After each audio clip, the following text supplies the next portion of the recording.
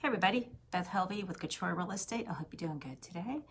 It is Tuesday, September 29th. Can you believe October is going to be in just a couple days? It seems like it's been super slow and super fast all at the same time. I really don't know. So what we're going to talk about today is acceptance dates. This is something that I get asked a lot. So I have an as-is contract here, and it's going to be backwards. But the bottom of the contract here is the acceptance date. Now, it's not, most of the time what people are paying attention to is the closing date, which is right underneath of it, which is when is the contract going to close. But there's a reason you want to pay attention to this acceptance date. What this says is that if this offer that the buyer submits to the seller is not accepted by that time frame, whatever that time frame is on there, and you could put a date as well as a time, for example, 5 o'clock, 7 o'clock p.m., whatever, then it is automatically withdrawn. Now, some reality with this. Typically, as a buyer agent, what I will do is I will call the listing agent and say, listen, you know by my questions that we've asked that we're going to put an offer in. Is there anything I need to know to make sure that the sellers have time to see this? For example, are they not tech savvy? Are they out of the country? Do you need to present this in person? Are there more than one seller? Because if you go into the tax record and you see 3 or 4 names on it, then you've got a lot of people to talk to. When you're purchasing a property that is in an estate situation, sometimes you're speaking to one person, sometimes you're speaking to all of the heirs.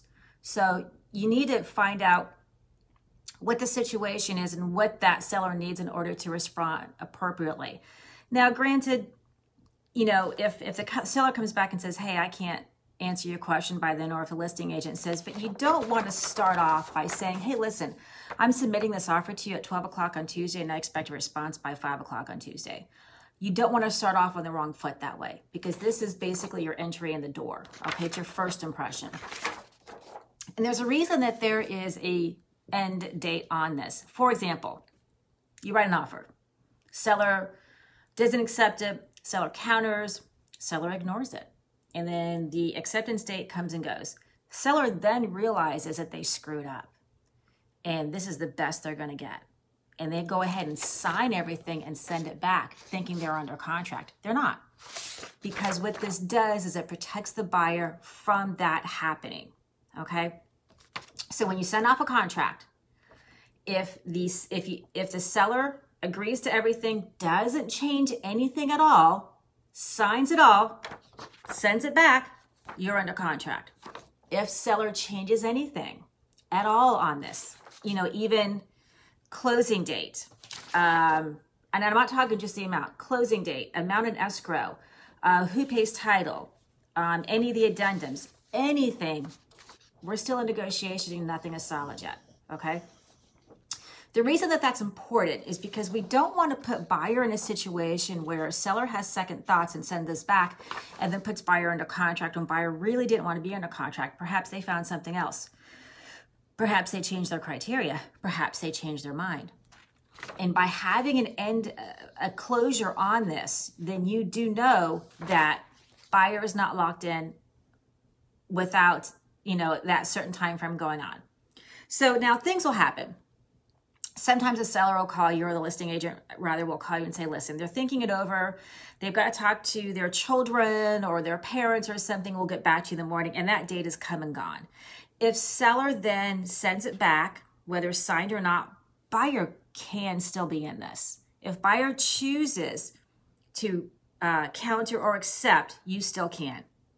It doesn't mean that buyer can't. It just protects buyer from getting locked into something that they've moved on away from. Now, sellers, it is important that if you want to lock in your buyer, you respond by that date. That's really important.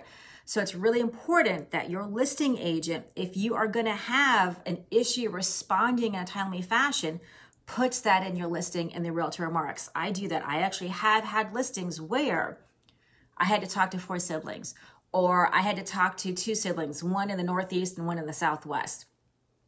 Or I have a seller who is not tech savvy, which means I'm either emailing and then they have to print out, sign, and get back to me, or I'm going there personally to deliver this to them. So if it's one of those situations where I know it's going to be more than overnight, the next day, whatever, I will put that in the remarks to warn the buyer's agent. Okay, because the timing of this is something that's important. So, like I said, if for some reason you miss that date and the seller responds back, you know, miss it by a few hours or whatever, the seller responds back, then and the buyer accepts it or counters, as long as both parties are in agreement as to what is going on, you're still in play. Okay, and the other part about this is that counter offers are to be accepted or countered within 2 days of the original counter offer, unless otherwise specified. There is a place on the contract where you can say other party must respond by a certain amount of time, but the default in the contract is 2 days. So technically speaking, you can go back and forth for several days if you want to. But having this time frame in there protects the buyer, it protects the seller too, because let's face it, if seller is going back and forth with somebody and another offer comes in and it's really, really good and they want to sign off on it and accept it, they can do that. And then they have to notify the other buyer in writing that they are no longer in play and they've accepted another offer. So what this does is it also keeps people from accepting more than one offer, which can happen. And it also keeps buyers from getting locked into more than one property if there's, you know, if they get rejected and then go on to something else. So it's a really kind of oversimplified version. But it's really there to keep the contract from extending forever into the future without having an end date to when things must be decided. Okay. So if you have any questions on this, this is really kind of a simple thing, but it's come up quite a few times lately. Hey, Jason. Hey, Daryl. Let me know. Throw it in the comments. Hey, Dave. Or send me a DM. I'm happy to answer any questions you may have. But that is one of the time frames that we need to track and be aware of on the contract, because this is one of the first things that you're going to be looking at in a contract. And then people kind of forget about it once they get into the nitty-gritty and details of the other stuff. So if you have any questions, throw it in the comments or send me a DM. I'm happy to answer them. If you have any questions about real estate in general, throw it in the comments or send me a DM. I'm happy to answer them. I hope you all have a great day. It is a little warm today, but we're getting a cold front. And a cold front for our time for September for Florida means that we're going to be like 80, 81, 82 during the day and in the 60s at night. And then it's going to get warm again. So for those of us that live here, yes, we'll have a jacket. You'll be able to recognize the Sarasotans. And then the rest of everybody else is going to actually be comfortable. So I hope you all have a great day. If you can get outside and get some vitamin D, I encourage you to do so. Drink plenty of water and wear your sunscreen. And I will talk to you later. Bye, everybody.